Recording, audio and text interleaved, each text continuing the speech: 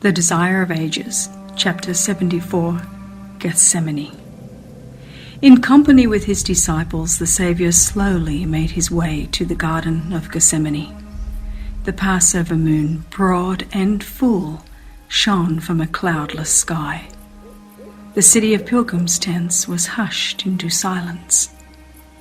Jesus had been earnestly conversing with his disciples and instructing them, but as he neared Gethsemane, he became strangely silent. He had often visited this spot for meditation and prayer, but never with a heart so full of sorrow as upon this night of his last agony. Throughout his life on earth, he had walked in the light of God's presence. When in conflict with men who were inspired by the very spirit of Satan, he could say, "He that sent me is with me. The Father hath not left me alone, for I do always those things that please him." But now he seemed to be shut out from the light of God's sustaining presence. Now he was numbered with the transgressors. The guilt of fallen humanity he must bear. Upon him who knew no sin must be laid the iniquity of us all. So dreadful does sin appear to him, so great is the weight of guilt which he must bear, that he is tempted to fear it will shut him out forever from his Father's love.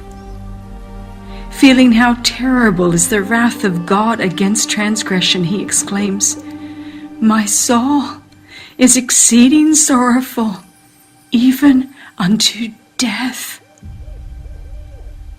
As they approached the garden, the disciples had marked the change that came over their master.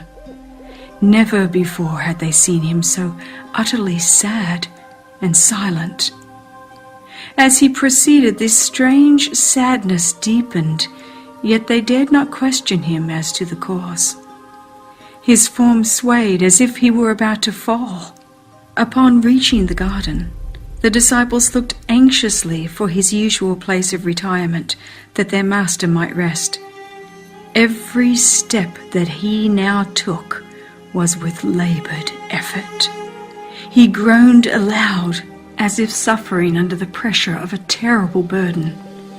Twice his companions supported him, or he would have fallen to the earth. Near the entrance to the garden, Jesus left all but 3 of the disciples, bidding them pray for themselves and for him. With Peter, James, and John, he entered its secluded recesses. These 3 disciples were Christ's closest companions. They had beheld his glory on the Mount of Transfiguration. They had seen Moses and Elijah talking with him. They had heard the voice from heaven. Now, in his great struggle, Christ desired their presence near him. Often they had passed the night with him in this retreat. On these occasions, after a season of watching and prayer, they would sleep undisturbed at a little distance from their master, until he awoke them in the morning to go forth anew to labor. But now he desired them to spend the night with him in prayer. Yet he could not bear that even they should witness the agony he was to endure. "Tarry ye here," he said, "and watch with me." He went a little distance from them, not so far but that they could both see and hear him, and fell prostrate upon the ground. He felt that by sin he was being separated from his Father. The gulf was so broad, so black, so deep, that his spirit shuddered before it. This agony he must not exert his divine power to escape. As man, he must suffer the consequences of man's sin. As man, he must endure the wrath of God against transgression. Christ was now standing in a different attitude from that in which he had ever stood before.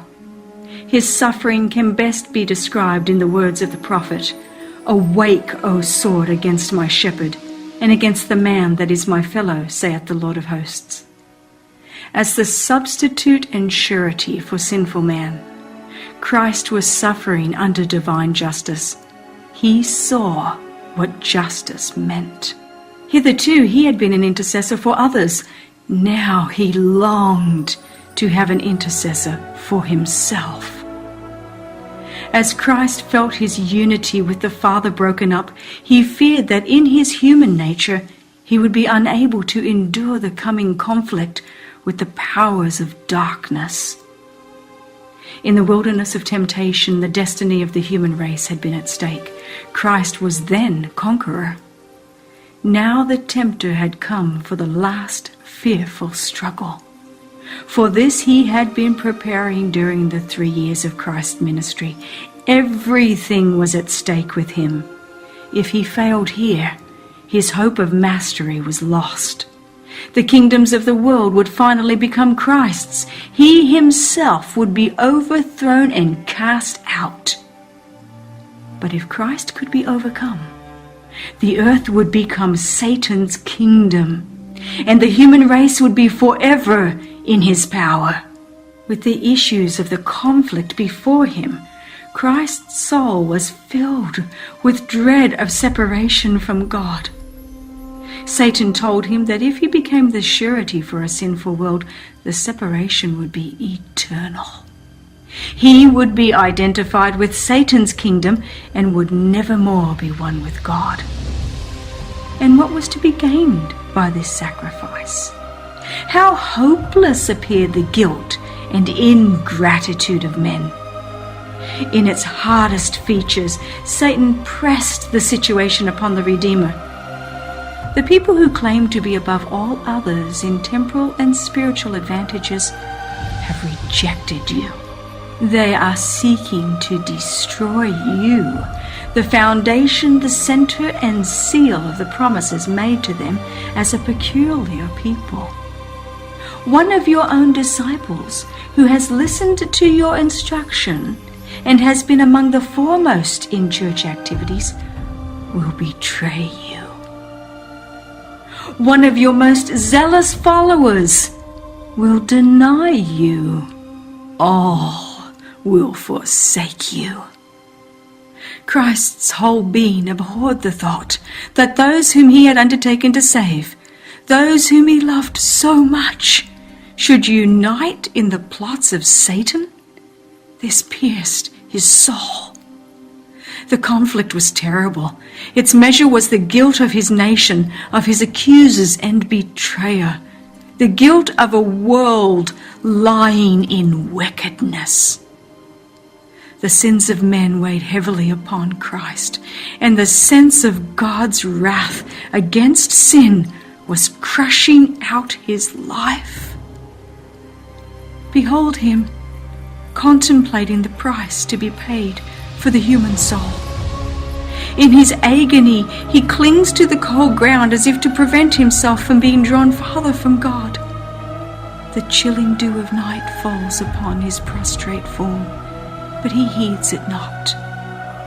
From his pale lips comes the bitter cry, "Oh, my Father, if it be possible, let this cup pass from me." Yet even now he adds, "Nevertheless, not as I will, but as thou wilt." The human heart longs for sympathy and suffering.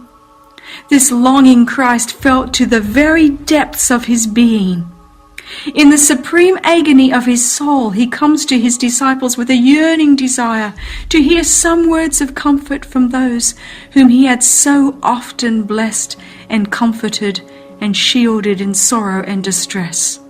The one who had always had words of sympathy for them was now suffering superhuman agony, and he longed to know that they were praying for him and for themselves. How dark seemed the malignity of sin. Terrible was the temptation to let the human race bear the consequences of its own guilt, while he stood innocent before God. If he could only know that his disciples understood and appreciated this, he would be strengthened. Rising with painful effort, he staggered to the place where he had left his companions. But he findeth them asleep. Had he found them praying, he would have been relieved. Had they been seeking refuge in God that satanic agencies might not prevail over them, he would have been comforted by their steadfast faith. But they had not heeded the repeated warning, "Watch and pray." At first they had been much troubled to see their master, usually so calm and dignified, wrestling with a sorrow that was beyond comprehension. They had prayed as they heard the strong cries of the sufferer. They did not intend to forsake their Lord, but they seemed paralyzed by a stupor which they might have shaken off if they had continued pleading with God. They did not realize the necessity of watchfulness and earnest prayer in order to withstand temptation. Just before he bent his footsteps to the garden, Jesus had said to the disciples, "All ye shall be offended because of me this night." They had given him the strongest assurance that they would go with him to prison and to death. And poor, self-sufficient Peter had added, "Although all shall be offended, yet will not I." But the disciples trusted to themselves. They did not look to the mighty helper, as Christ had counseled them to do. Thus, when the Saviour was most in need of their sympathy and prayers, they were found asleep. Even Peter was sleeping. And John, the loving disciple who had leaned upon the breast of Jesus, was asleep. Surely the love of John for his master should have kept him awake. His earnest prayers should have mingled with those of his loved Saviour in the time of his supreme sorrow. The Redeemer had spent entire nights praying for his disciples that their faith might not fail. Should Jesus now put to James and John the question he had once asked them, "Are ye able to drink of the cup that I shall drink of, and to be baptized with the baptism that I am baptized with?" They would not have ventured to answer, "We are able." The disciples awakened at the voice of Jesus, but they hardly knew him. His face was so changed by anguish. Addressing Peter, Jesus said, "Simon, sleepest thou? Couldst not thou watch 1 hour? Watch ye and pray, lest ye enter into temptation. The spirit truly is ready, but the flesh is weak." The weakness of his disciples awakened the sympathy of Jesus. He feared that they would not be able to endure the test which would come upon them in his betrayal and death. He did not reprove them, but said, "Watch ye and pray, lest ye enter into temptation." Even in his great agony, he was seeking to excuse their weakness. "The spirit truly is ready," he said, "but the flesh is weak."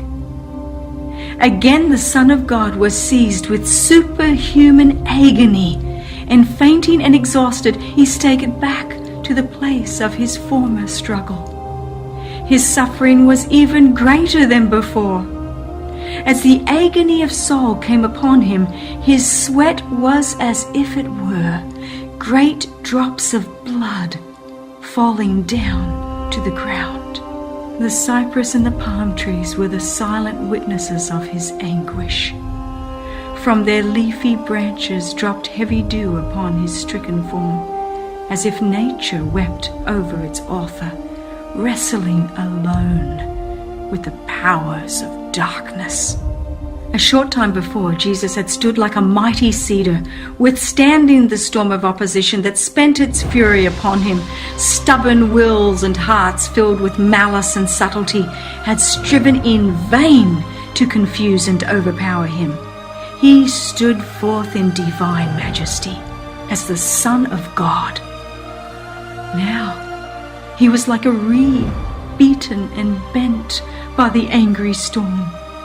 He had approached the consummation of his work a conqueror, having at each step gained the victory over the powers of darkness. As one already glorified, he had claimed oneness with God. In unfaltering accents, he had poured out his songs of praise. He had spoken to his disciples in words of courage and tenderness. Now had come the hour of the power of darkness. Now his voice was heard on the still evening air, not in tones of triumph, but full of human anguish.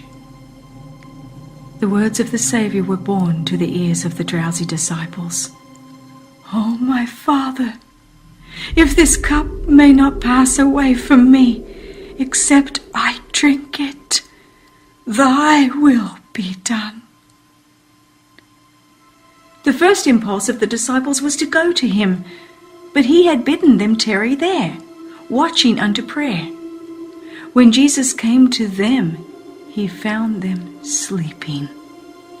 Again he had felt a longing for companionship, for some words from his disciples which would bring relief and break the spell of darkness that well nigh overpowered him. But their eyes were heavy, neither wist they what to answer him. His presence aroused them. They saw his face marked with the bloody sweat of agony, and they were filled with fear. His anguish of mind they could not understand. His visage was so marred more than any man, and his form more than the sons of men. Turning away, Jesus sought again his retreat and fell prostrate, overcome by the horror of a great darkness. The humanity of the Son of God trembled in that trying hour. He prayed not now for his disciples that their faith might not fail, but for his own tempted, agonized soul. The awful moment had come, the moment which was to decide the destiny of the world.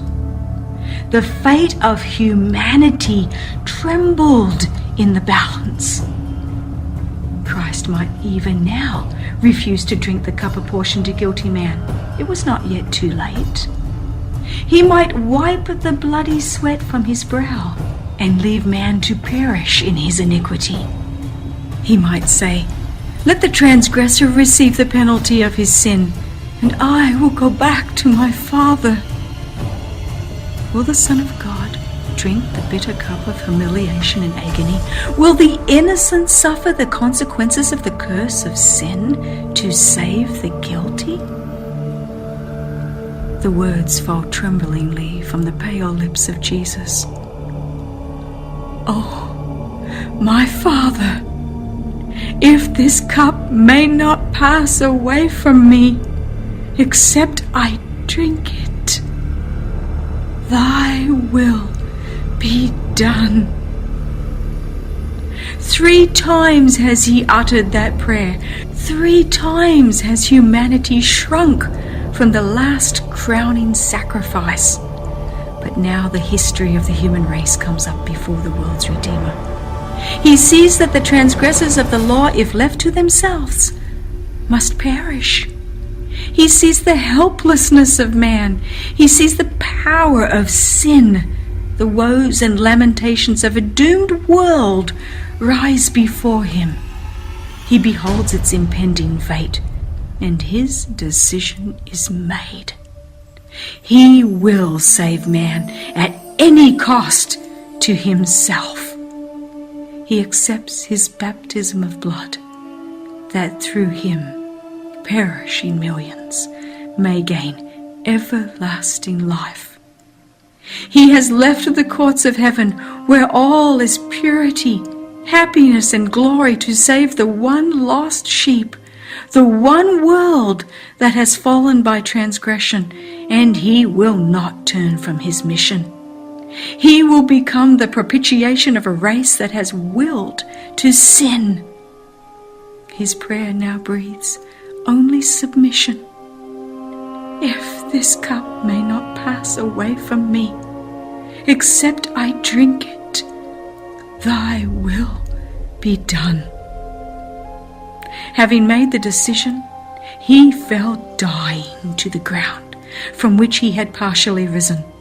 Where now were his disciples to place their hands tenderly beneath the head of their fainting master, and bathe that brow, marred indeed more than the sons of men? The Saviour trod the winepress alone, and of the people there was none with him. But God suffered with his Son. Angels beheld the Saviour's agony. They saw their Lord enclosed by legions of satanic forces, weighed down with a shuddering, mysterious dread. There was silence in heaven.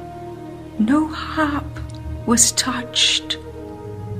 Could mortals have viewed the amazement of the angelic host, as in silent grief they watched the Father separating his beams of light, love, and glory from his beloved Son, they would better understand how offensive in his sight is sin. The world's unfallen and the heavenly angels had watched with intense interest as the conflict drew to its close. Satan and his confederacy of evil, the legions of apostasy, watched intently this great crisis in the work of redemption. The powers of good and evil waited to see what answer would come to Christ's thrice repeated prayer. Angels had longed to bring relief to the divine sufferer, but this might not be. No way of escape was found for the Son of God in this awful crisis, when everything was at stake, when the mysterious cup trembled in the hand of the sufferer. The heavens opened. A light shone forth amid the stormy darkness of the crisis hour, and the mighty angel who stands in God's presence, occupying the position from which Satan fell, came to the side of Christ. The angel came not to take the cup from Christ's hand, but to strengthen him to drink it with the assurance of the Father's love. He came to give power to the divine human suppliant. He pointed him to the open heavens, telling him of the souls that would be saved as the result of his sufferings.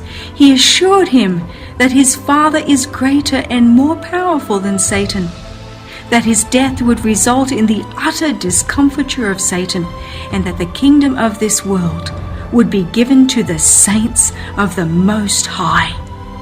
He told him that he would see the travail of his soul and be satisfied, for he would see a multitude of the human race saved, eternally saved. Christ's agony did not cease, but his depression and discouragement left him.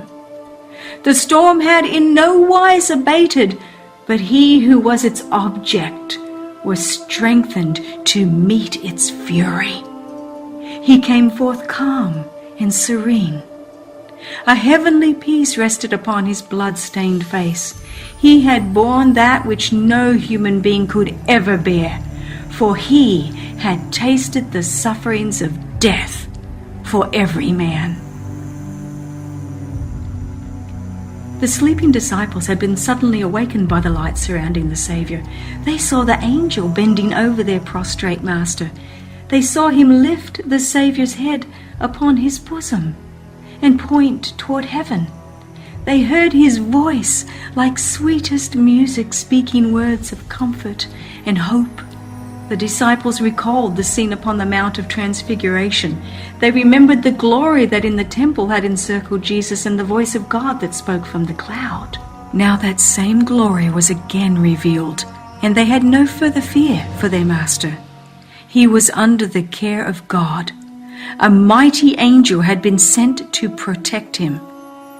Again, the disciples in their weariness yield to the strange stupor that overpowers them. Again, Jesus finds them sleeping. Looking sorrowfully upon them, he says, "Sleep on now, and take your rest. Behold, the hour is at hand, and the Son of Man is betrayed into the hands of sinners." Even as he spoke these words, he heard the footsteps of the mob in search of him, and said, "Rise, let us be going. Behold, he is at hand that doth betray me." No traces of his recent agony were visible as Jesus stepped forth to meet his betrayer.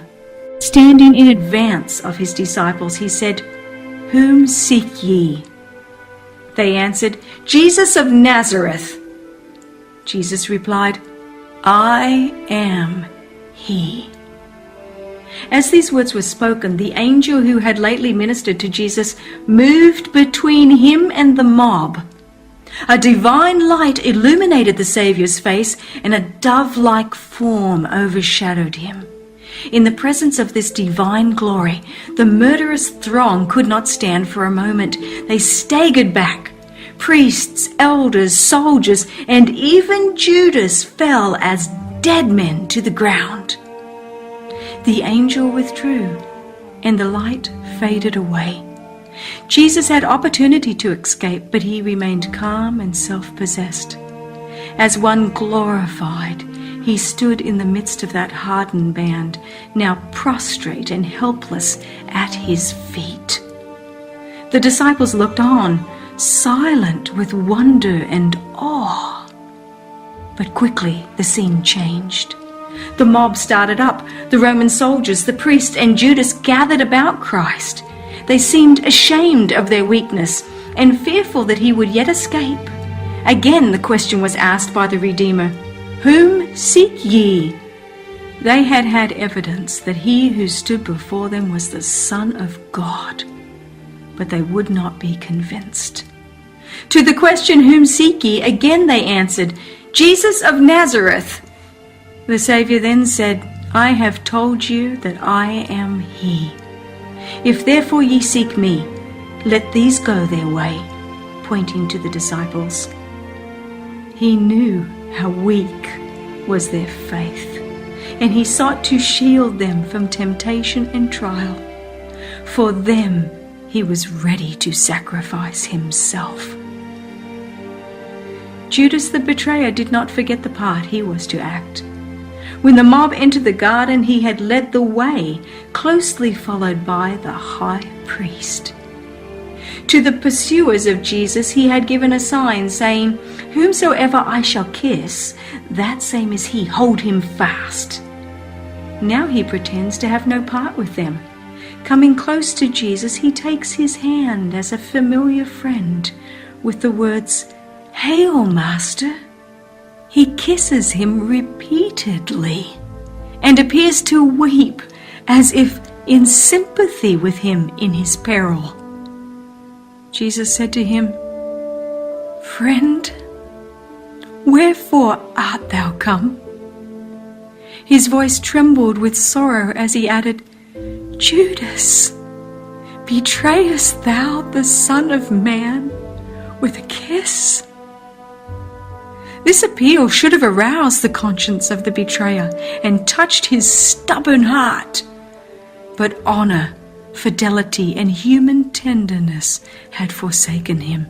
He stood bold and defiant, showing no disposition to relent. He had given himself up to Satan, and he had no power to resist him. Jesus did not refuse the traitor's kiss. The mob grew bold as they saw Judas touch the person of him who had so recently been glorified before their eyes. They now laid hold of Jesus and proceeded to bind those precious hands that had ever been employed in doing good. The disciples had thought that their master would not suffer himself to be taken, for the same power that had caused the mob to fall as dead men could keep them helpless until Jesus and his companions should escape. They were disappointed and indignant as they saw the cords brought forward to bind the hands of him whom they loved. Peter, in his anger, rashly drew his sword and tried to defend his master, but he only cut off an ear of the high priest's servant. When Jesus saw what was done, He released his hands, though held firmly by the Roman soldiers, and saying, "Suffer ye thus far," he touched the wounded ear, and it was instantly made whole. He then said to Peter, "Put up again thy sword into his place, for all they that take the sword shall perish with the sword. Thinkest thou that I cannot now pray to my Father, and he shall presently give me more than 12 legions of angels?" A legion in place of each one of the disciples. "Oh, why," the disciples thought, "does he not save himself and us?" Answering their unspoken thought, he added, "But how then shall the scriptures be fulfilled, that thus it must be? The cup which my Father hath given me, shall I not drink it?" The official dignity of the Jewish leaders had not prevented them from joining in the pursuit of Jesus. His arrest was too important a matter to be trusted to subordinates. The wily priests and elders had joined the temple police and the rabble in following Judas to Gethsemane. What a company for those dignitaries to unite with! A mob that was eager for excitement and armed with all kinds of implements, as if in pursuit of a wild beast. Turning to the priests and elders, Christ fixed upon them his searching glance. The words he spoke they would never forget, as long as life should last. They were as the sharp arrows of the Almighty. With dignity he said, "You come out against me with swords and staves as you would against a thief or a robber. Day by day I sat teaching in the temple. You had every opportunity of laying hands upon me, and you did nothing. The night is better suited to your work. This is your hour and the power of darkness." The disciples were terrified as they saw Jesus permit himself to be taken and bound. They were offended that he should suffer this humiliation to himself and them. They could not understand his conduct, and they blamed him for submitting to the mob. In their indignation and fear, Peter proposed that they save themselves. Following this suggestion, they all forsook him and fled. But Christ had foretold this desertion. "Behold," he had said, "the hour cometh, yea, is now come, that ye shall be scattered every one to his own, and shall leave me alone. And yet I am not alone, because the Father is with me."